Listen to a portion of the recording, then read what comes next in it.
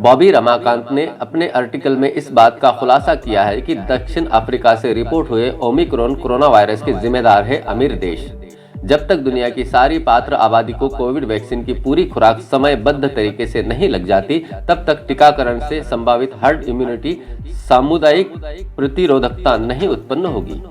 विश्व स्वास्थ्य संगठन, जो संयुक्त राष्ट्र की सर्वोच्च संस्था है, उसने बारंबार निवेदन किया कि 2021 के अंत तक किसी भी देश में पूरी खुराक वैक्सीन लगाए हुए लोगों को बूस्टर न लगे। पर अमीर देशों ने इस चेतावनी को नजरअंदाज किया और अमीर देशों की जनता को बूस्टर लगाई गई।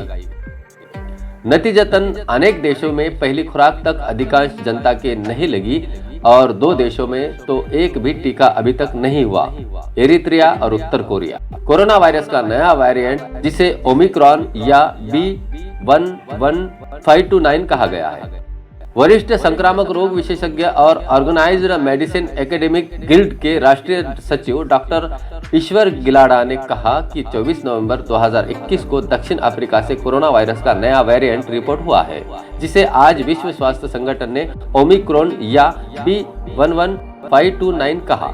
WHO ने इसको वेरिएंट ऑफ कंसर्न कहा है क्योंकि विश्व स्वास्थ्य संगठन के एक विशेष स्वतंत्र विशेषज्ञों के समूह, जो कोरोना वायरस के एक नए प्रकार पर निरंतर निगरानी रखता है, उसके अनुसार ओमिक्रॉन में 50 म्यूटेशन है, जो अत्यंत चिंताजनक है। ध्यान दें कि डेल्टा वेरिएंट में 2 म्यूटेशन थे। डॉक्टर ईश्वर गिलाडा, जो भारत के सर्वप्रथम चिकित्सकों में है, जिन्होंने HIV से संक्रमित लोगों की चिकित्सकीय देखभाल शुरू की थी।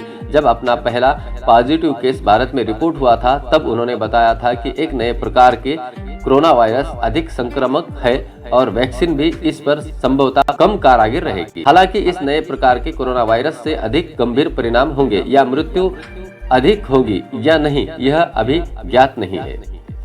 ओमिक्रॉन ग्रीक वर्णमाला का भाग है, जैसे कि alpha, beta, theta, delta, gamma, epsilon आदि।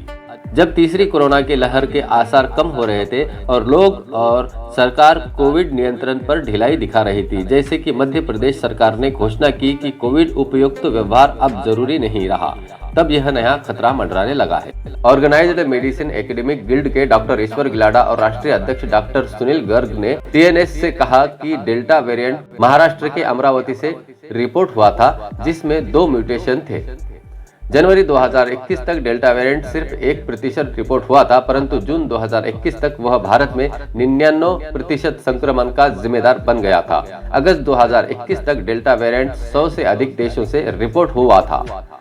जिस तरह से कोविड संक्रमण से बचाव के तरीके हम लोग सख्ती से लागू नहीं कर रहे हैं, ऐसा लगता है कि हमें डेल्टा वेरिएंट की अप्रैल-जून की हृदय विदारक तबाही स्मरण करनी चाहिए।